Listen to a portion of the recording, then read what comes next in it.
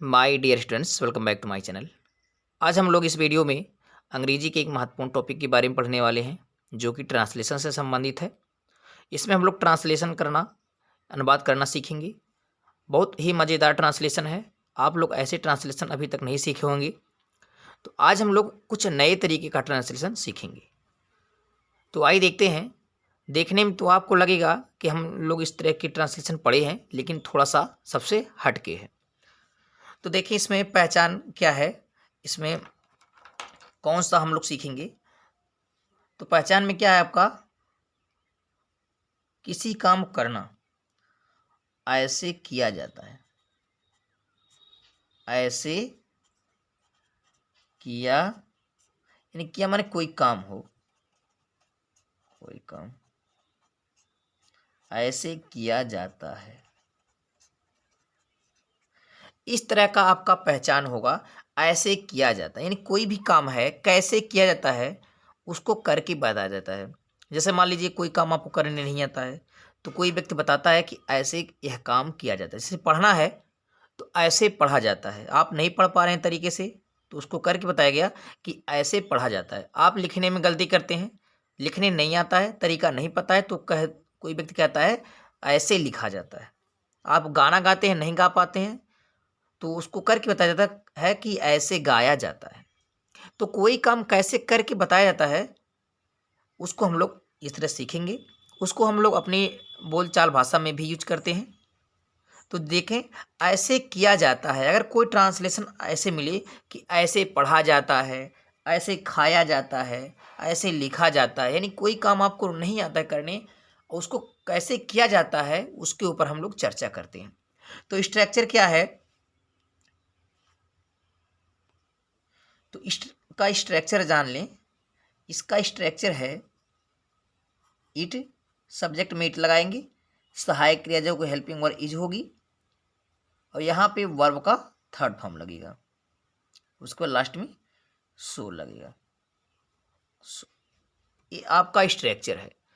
Subject के रूप में इट लगाएंगे, हेल्पिंग वर्ब इज होगा हमारा, जो मेन वर्ब होगा वहाँ थर्ड फॉर्म लगेगा, उसके बाद सो लिखेंगे। सो माने इसलिए ऐसा होता है, ठीक है।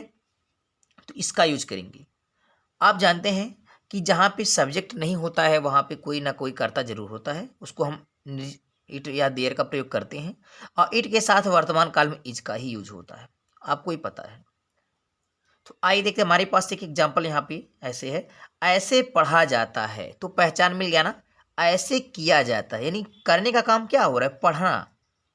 तो ऐसे जो है किया का मतलब कोई काम है, पढ़ा जाता है। फिर आगे देखेंगे, अगला एग्जाम्पल है, ऐसे खाया जाता है, किया जाना यानी खाए जाने वाला काम। ऐसे हंसा जाता है, ऐसे बोला जाता है, ऐसे बात किया जाता है। ऐसे तमाम एग्जाम्पल्स हैं। देखने में तो लग रहा है कि वाक्य के अंत में ता है, ती है। आपको पता है कि वाक्य के अंत में ता है, ते है, ती है आए तो वह प्रेजेंट इंडिफिनिट होता है, और प्रेजेंट इंडिफिनिट में सब्जेक्ट होता है और कोई हेल्पिंग वर्ब नहीं लगती है, डायरेक्ट मेन वर्ब का फर्स्ट फॉर्म लगता है। अगर कर्ता सिंगुलर में है तो उसकी क्रिया में एस या एस लगाते हैं, अगर कर्ता प्लूरल है तो उसकी क्रिया में एस या एस नहीं लगाते हैं। आप पढ़े होंगे, लेकिन यह रूल्स जो है थोड़ा सा हटके है। भले देखने में ये प्रेजेंट इंडिफिनिट के लग रहे हैं, लेकिन हम उसको प्रेजेंट इंडिफिनिट के रूप में नहीं बनाएंगे, इसलिए दोनों में डिफरेंट है। इसीलिए हम लोग इस वीडियो में आज नई चीज़ें सीखने वाले हैं, ठीक है। तो आइए देखते हैं इसको हम कैसे बनाएंगे। चलिए पहला देखते हैं, ऐसे पढ़ा जाता है। तो यहाँ पे कौन पढ़ रहा है, कोई नहीं पढ़ रहा है, बस हमें पढ़ने के तरीका को बताया जा रहा है ना, कैसे किया जाएगा। यहाँ पे करने वाला नहीं है ना, तो कोई बताने वाला है। जब सब्जेक्ट है ही नहीं तो हम सब्जेक्ट के रूप में यहाँ पे क्या लेंगे, इट लेंगे। जो स्ट्रक्चर में है तो यहाँ पे लिखेंगे इट। हाँ, इट हो गया। चूंकि यहाँ पे वर्तमान काल का है, इसलिए वर्तमान काल में इट के साथ क्या लगेगा, इज लगेगा। अगर भूतकाल होता तो इट के साथ वाज लगता। इट के साथ आर नहीं लगता है ना, जो है वेयर लगता है। वर्तमान काल में एज और पास्ट टेंस में जो है भूतकाल में वाज लगता है। इट इज हो गया। अब यहाँ पे वर्ब का थर्ड फॉर्म, वर्ब क्या है देखिए। अब ऐसा मत समझ लेना कि पढ़ना एक अलग क्रिया है, जाना एक अलग क्रिया है, तो आप लोग भ्रम में आ जाएंगे कि दो क्रिया इसमें है, एक पढ़ना एक जाना। ऐसा नहीं है। जाने का काम जब हम किसी गंतव्य को जाते हैं तब वो जाने का काम होता है, यानी पढ़ा जाना यानी पढ़ने का काम हो रहा है। ये नहीं कि आप जा रहे हैं कहीं तो फिर वहाँ पढ़ेंगे, ऐसा गलत है। ऐसे पढ़ा जाता है यानी पढ़ने का काम करके बताया जा रहा है, उस चीज़ को बता रहा है। यहाँ जाने का सेंस नहीं है, यहाँ मेन चीज़ पढ़ने का। यहाँ देखें ऐसे खाया जाता है, अब जाने के लिए नहीं बोला गया कि आप जाएंगे तो फिर खाएंगे, खाए जाने की बात हो रही है। यहाँ मेन मुद्दा है खाना, और उसी खाने का तरीका आपको सिखाया जा रहा है। तो बात हमसे इसका मतलब है। तो मेन वर्ब ए है, पढ़ा जाना, खाया जाना। जाने का स्पेलिंग नहीं लिखना है आपको, इसलिए इस तातेती वाले चीज़ को भूल जाएंगे और इसका हम लोग नहीं वर्णन करेंगे। नहीं तो ऐसा अगर करना होता तो यह प्रेजेंट इंडिफिनिट में चला जाता है। तो इसको हमें नगण्य मानना है, ना के बराबर। हमें मतलब इससे है, इसीलिए हम इसके आधार पे हम ट्रांसलेशन नहीं करेंगे। ता है ती वाला नहीं करेंगे। ता है ती वाला तो प्रेजेंट इंडिफिनिट हो जाएगा। इस पर हमें कोई चर्चा नहीं करना। हमारा मेन उद्देश्य पढ़ना, खाना, हंसना है।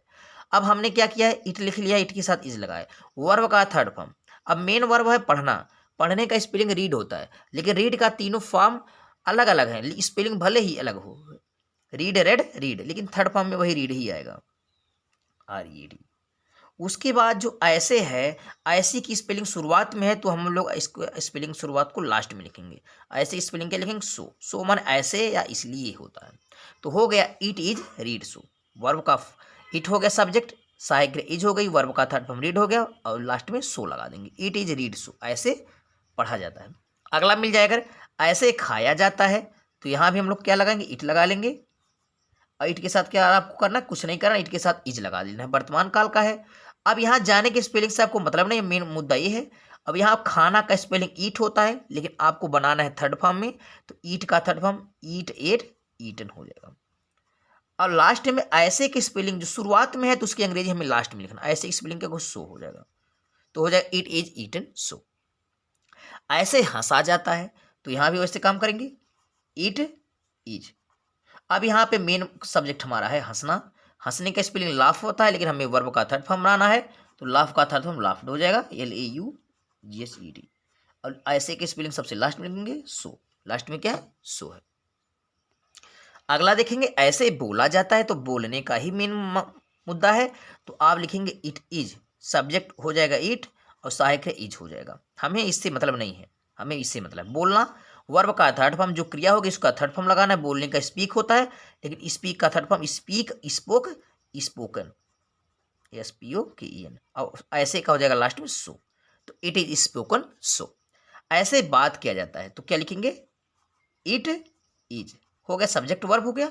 उसके बाद वर्ब का थर्ड फॉर्म, तो बात करना ही मुख्य क्रिया है, तो बात करने का टाक होता है TLK, लेकिन थर्ड फॉर्म बनाएंगे तो इसमें ED लग जाएगा, टाक्ड। अब ऐसे का स्पेलिंग क्या होगा, so. It is talked to. ऐसे सिखाया जाता है, तो इट इज क्या लगाएंगे, सबसे पहले हम क्या करेंगे, इट इज, बिना कुछ सोचे समझे इट इज लगाएंगे। और वर्ब का थर्ड फॉर्म, वर्ब मेन है सिखाना, सिखाने का टीच होता है, लेकिन हम थर्ड फॉर्म बनाएंगे तो टीच का थर्ड फॉर्म टाट हो जाएगा, TAUGST, टाट। ऐसे का लास्ट में लिखेंगे सो, इट इज टाट। उसके बाद एक और रह गया है, ऐसे बुलाया जाता है, तो क्या हो जाएगा, इट इज।